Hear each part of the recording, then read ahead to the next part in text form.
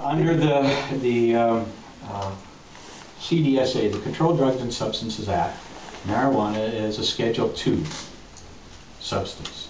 Okay, Schedule I substance is heroin and opiates, and a Schedule III substance, then a sandwich between Schedule I and Schedule II. Schedule III, which is the methamphetamines and the lab drugs. And the penalties for cannabis crimes are quite draconian. 5 years for trafficking. For instance, Bill and I are under threat of a 5-year sentence under possession for the purpose of trafficking if we are convicted. So we are deemed to be criminals for providing medicine to people in need, because the government program sucks big time. It doesn't provide what people need and makes it very, very difficult to get it, and the stuff that they sell is terrible, right? So the other choice that they have is they can grow their own, okay? So you can get a license. You get a license to possess, and so therefore you can buy it from the government. You can grow it yourself, so you get a license to grow, and you have to go. That's also rigmarole. And you can designate somebody to grow for you. Okay, so that person has to have a license, etc. And other than that, you have to buy it from the government. So growing your own, yes, if you can do it, but who can do it? I mean, especially sick people, right? People in pain, people with arthritis, people with brain injuries. So they need to find somebody they can trust to grow for them, right? Anyway, so that's the situation that we have been in. We started 10 years ago. The North Island Compassion Club started 10 years ago at the beginning of this, before there was a federal program. And so, because there was a need, simply. Why do you think it is that after, so you've been operating 10 years, and always in that in the valley, yeah. In same location? No, we were operating. We were in the train station for a couple of years, I believe. Okay. That's my early days. I joined in. I didn't start the club. I joined in later, and we were, and then we moved from there. We were doing deliveries for a while. We didn't have a place, and then we moved it into my home, basically, and then from there on, and so we've been in the current location for about 7 years. Why do you think after 10 years they suddenly came in? Well, that I don't know. I think that's a question you need to ask them. We're puzzled. We don't know.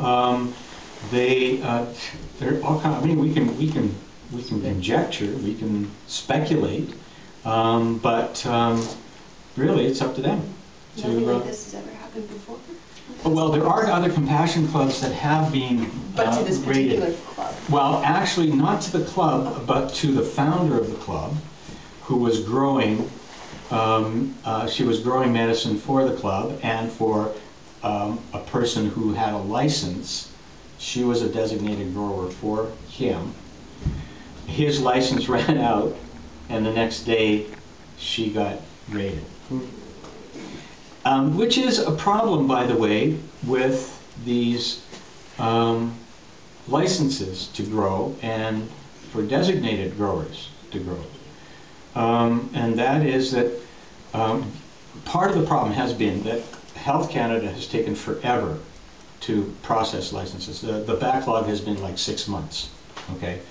And even renewals, and this is the other problem, right? Every year you have to renew your license. So you have to submit the paperwork to Health Canada in enough time for them to process them. And if there's something wrong with those things, you know, they send them back, or, you know, and then you have to do it all. Then you're behind the 8 ball. And if your license runs out, then then you're no longer legal, and they can bust you.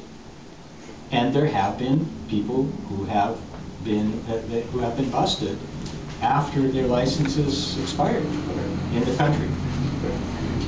So clarify again, so your club and your members don't have a license at all? No, some of our members have federal license, Health Canada licenses. Yes, some of our members have Health Canada licenses, and they are also members of the Compassion Club and make use of our services. Okay. Roughly how many members and from what area? Around 230 or so, and they'd be from Mid-Island, North Island. That's about it. Yeah, okay. Mostly from the Valley. Okay. So even if someone has a license, it's still illegal for them to get it from you? That's correct. Yeah. Now the press release from the police say that, and you read it just a minute ago, but I think it stated that they did the raid because they believed that the Compassion Club was a front for, I'm forgetting the word. Oh yes, dealing. Yeah, Can you just respond to that part of their allegation? Well, it's not a front. It's a dispensary. We provide medical cannabis, marijuana to our members. And so we don't sell to anybody other than our members. I don't know what they mean by dealing. But I mean, if I just suddenly show up on your doorstep, Yeah. I can't buy a membership and go, hey, now. No. There's a process you need to get. There are application forms over there that you can have a look at, and there's a doctor's sign off on it, that sort of thing. So yeah, we're not just, and we don't. We're a small club, and we've been growing slowly, and we haven't tried to advertise ourselves. We haven't tried to promote ourselves because we're not that certain of our supply, which is always a problem for us. It's like getting good. I mean, there was a time, about 2 years ago, almost 2 years ago now, where we were down to one strain. One strain, right? And half the people in the club didn't do a thing for them. Anyway, that's all detail that you guys don't need. Where do things stand now then, basically? And I guess we didn't clarify at the beginning that it was you two that were. Yes, I've been charged with possession for the purpose of trafficking. As well as me. PPT, purpose of trafficking. And Bill, can I just clarify, did you successfully get your card from Health Canada? Or is that still? No, Okay. I haven't at all. I had a problem with my application form being my own fault, so I'm forced to go back to the doctor that lives far away to start the process again. And it costs money to do Yeah, that. it costs some money to.